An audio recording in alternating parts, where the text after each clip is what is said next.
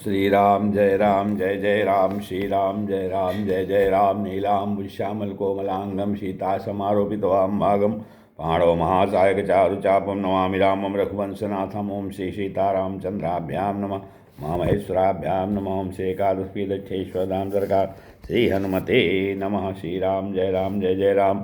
सत्संग के क्रम में आज श्रीमद्भागवत महापुराण की पंचम स्कंध की 19वां अध्याय 19वें अध्याय कथा है, जिनमें किम पुरुष और भारतवर्ष का वर्णन किया गया है। श्री सुखदेव जी कहते हैं कि राजन, किम पुरुष वर्ष में श्री लक्ष्मण जी के बड़े भाई आदि पुरुष श्री सीता हृदयाभिराम भगवान श्री राम के चरणों की सन्निधि के रसिक परम भागवत श्री हनुमान जी एवं अन्य किन्नरों के सहित अविचल भक्तिभाव से उनकी उपासना करते हैं। वहाँ अन्य गंधर्वों के सहित आर्षि सेन उनके स्वामी भगवान राम की परम कल्याणमयी गुणगाथा गाते रहते हैं। श्री हनुमान जी उसे सुनते हैं और स्वयं भी इस मंत्र का जप करते हुए इस प्रकार उनकी स्तुति करते हैं।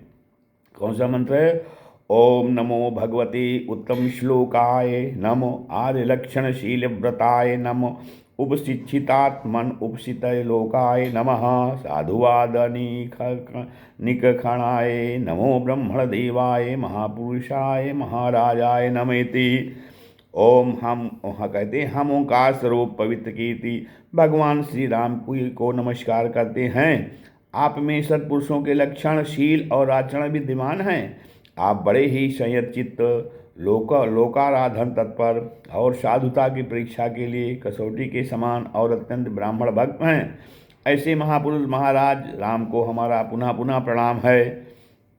भगवान, आप विशुद्ध बोध स्वरूप अद्वितीय अपने स्वरूप के प्रकाश से गुणों के कार्य रूप जागृदादि संपूर्ण अवस्थाओं का निराश करने वाले सर्वांतरात्मा परम शांत शुद्ध बुद्धि से ग्रहण किए जाने योग्य नाम रूप से रहित और अहंकार शून्य है। मैं आपकी शरण में हूँ। प्रभो, आपका मनुष्य अवतार केवल राक्षसों के वध के लिए ही नहीं है। इसका मुख्य उद्देश्य तो मनुष्यों को शिक्षा देना है, अन्यथा अपने स्वरूप में ही रमण करने वाले साक्षात जगदात्मा जगदीश्वर को सीता जी के वियोग में इतना दुख कैसे हो सकता था। आप धीर पुरुषों के आत्मा और प्रीतम भगवान वासुदेव हैं। त्रिलोकी की किसी भी वस्तु में आपकी आसक्ति नहीं है।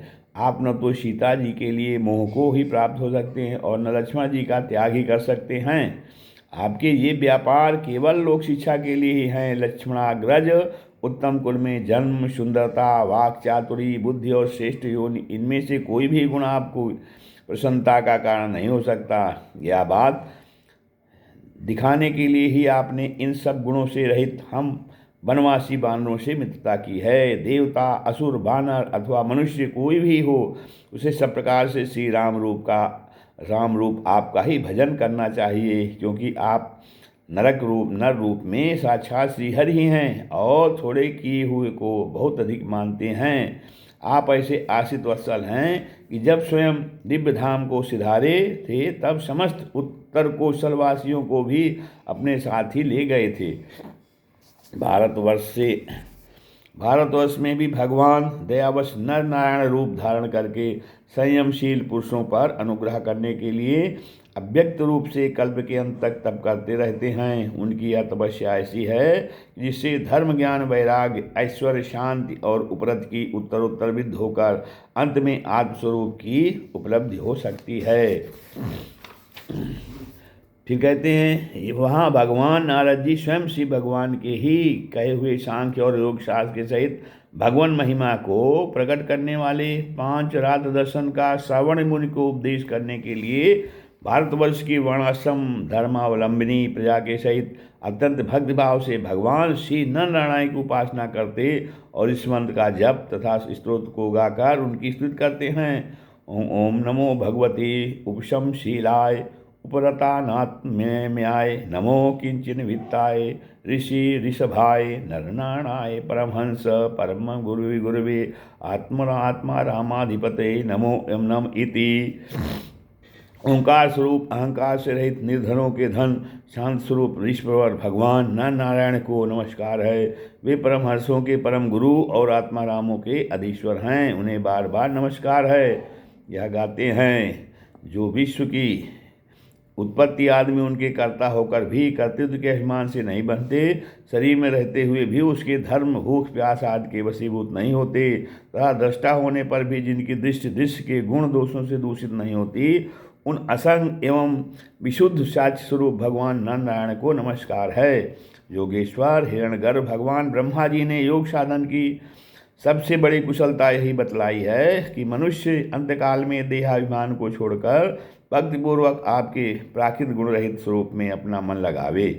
लौकिक और पारलौकिक भोगों के लालची मूढ़ पुरुष जैसे पुत्र स्त्री और धन की चिंता करके मौत से डरते हैं, उसी प्रकार यदि विद्वान को भी इस निंदनीय शरीर के छूटने का भय ही बना रहा तो उसका ज्ञान प्राप्ति के लिए किया हुआ सारा प्रयत्न केवल श्रम ही है। यत्तस्य रत्नाश्रम एव केवलम। तो अतः अधोच्छद आप हमें अपना स्वाभाविक प्रेम रूप भक्ति योग प्रदान कीजिए, जिससे कि प्रभु इस निंदनीय शरीर में आपकी माया के कारण बद्धमूल हुई दुर्भेद अहंता ममता को हम तुरंत काट डालें। राजन, इस भारतवर्ष में भी बहुत से पर्वत और नदियां हैं, जैसे मलय, मंगलप्रस्थ, मैनाक, त्रिकूट, ऋषभ, कूटक, कोलक, शय, देवगिरी, ऋषमुख, श्रीशैल, वेंकट, महेंद्र, वारिधार, विंध्य, सुक्तिमान, ऋक्षगिरी, पारियात, चित्रकूट, गोवर्धन, रैवतक, ककुब, नील, गोकाक, इंद्रकील और कामगिरी आदि। इसी प्रकार और भी सैकड़ों हजारों पर्वत हैं। उनके तट प्रांतों से निकलने वाले नद और नदियां भी अगणित हैं। ये नदियां अपने नामों से ही जीव को पवित्र कर देती हैं और भारतीय प्रजा इन्हीं के जल में स्नान आदि करती है। उनमें से मुख्य मुख्य नदियां ये हैं: चंद्रवशा, ताम्रपर्णी, और टोदा, कृतमाला, वैहायसी, कावेरी, वेणी, पैश्विनी, शर्करावर्ता, तुंगभद्रा, कृष्णा, वेण्या, भीमरथी, गोदावरी, निर्विंध्या, पयोष्णी, तापी, रेवा, सुरसा, नर्मदा, चर्मणवती, सिंधु, अंध और सोण नाम के नद, महानदी, वेद, स्मृति, ऋषकुल्या, त्रिशामा, कौशिकी, मंदाकिनी, यमुना, सरस्वती, दृशद्वती, गोमती, सरयू, रोधस्वती, सप्तवती, सुखोमा, शतद्रु, चंद्रभागा, मरुद्वृधा, वितस्ता, सिकनी और विश्वा। इस वर्ष में जन्म लेने वाले पुरुषों को ही अपने किए हुए सात्विक, राजस और तामस कर्मों के अनुसार क्रमशः नाना प्रकार की दिव्य मानुष और नार की योनियाँ प्राप्त होती हैं, क्योंकि कर्मानुसार सब जीवों को सभी योनियाँ प्राप्त हो सकती हैं। इसी वर्ष में अपने अपने वर्ण के लिए नियत किए हुए धर्मों का विधिवत अनुष्ठान करने से मोक्ष तक की प्राप्ति हो सकती है। परीक्षित, संपूर्ण भूतों के आत्मा, रागा दोषों से रहित, अनिर्वचनीय, निराधार परमात्मा भगवान वासुदेव में अनन्य एवं अहेतुक भक्तिभाव ही यह मोक्षप्रद है। यह भक्तिभाव तभी प्राप्त होता है जब अनेक प्रकार की गतियों को प्रकट करने वाली विद्यारूप हृदय की ग्रंथ कर जाने पर भगवान के प्रेमी भक्तों का संग मिलता है। देवता भी भारतवर्ष में उत्पन्न हुए मनुष्यों की इस प्रकार महिमा गाते हैं। आहा, जिन जीवों ने भारतवर्ष में भगवान की सेवा के योग्य मनुष्य जन्म प्राप्त किया है, उन्होंने ऐसा क्या पुण्य किया है, अथवा इन पर स्वयं श्री हरि प्रसन्न हो गए हैं। इस परम सौभाग्य के लिए तो निरंतर हम भी तरसते रहते हैं। हमें बड़े कठोर यज्ञ, तप, व्रत और दानादि करके हमें जो यह तो ईश्वर का अधिकार प्राप्त हुआ है, इससे क्या लाभ है। यहाँ तो इंद्रियों के भोगों की अधिकता कारण इसमें शक्ति छिन जाती है, अतः कभी श्री नारायण के चरण कमलों की स्मृति होती भी नहीं।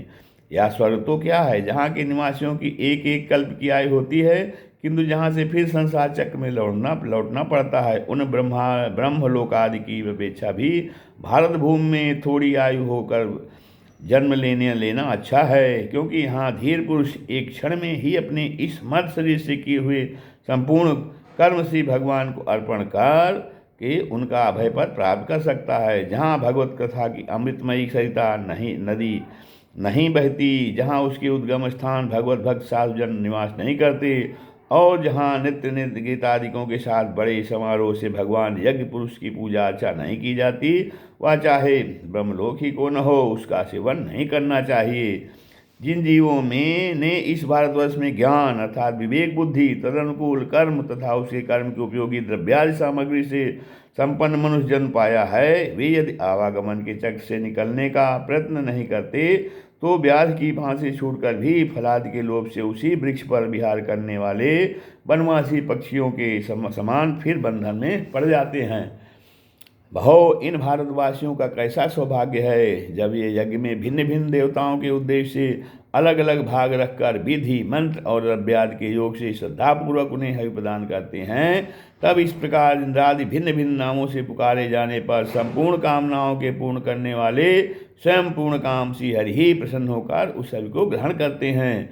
यह ठीक है कि भगवान सकाम पुरुषों के मांगने पर उन्हें अभीष्ट पदार्थ देते हैं, किंतु यह भगवान का वास्तविक दान नहीं है, क्योंकि उन वस्तुओं को पा लेने पर भी मनुष्य के मन में पुनः कामनाएं होती ही रहती हैं। इसके विपरीत जो उनका निष्काम भाव से भजन करते हैं उन्हें तो वे साक्षात अपने चरण कमल ही दे देते हैं, जो अन्य समस्त इच्छाओं को समाप्त कर देने वाले हैं।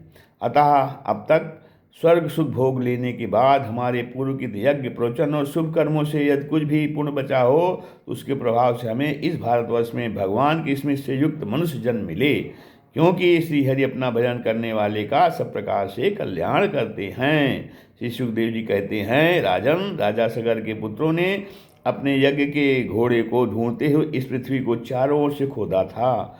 उससे जम्बूद्वीप के अंतर्गत ही 8 उपद्वीप और बन गए, ऐसा कुछ लोगों का कथन है। वे स्वर्णप्रस्थ, चंद्र शुक्ल, आवर्तन, रमणक, मंदर, हरिण, पांचजन, सिंघल और लंका हैं। भरतश्रेष्ठ, इस प्रकार जैसा ये गुरुमुख से सुना था, कहते हैं वह ठीक वैसा ही तुम्हें यह जम्बूद्वीप के वर्षों का विभाग सुना दिया। इस श्रीमद्भागवते महापुराणे परमहंस्यां संहितायां पंचमस्कंदे जम्बूद्वीपवर्णनं नाम एकोनविंशो अध्यायः। श्री राम जय राम, जय जय राम, श्री राम जय राम।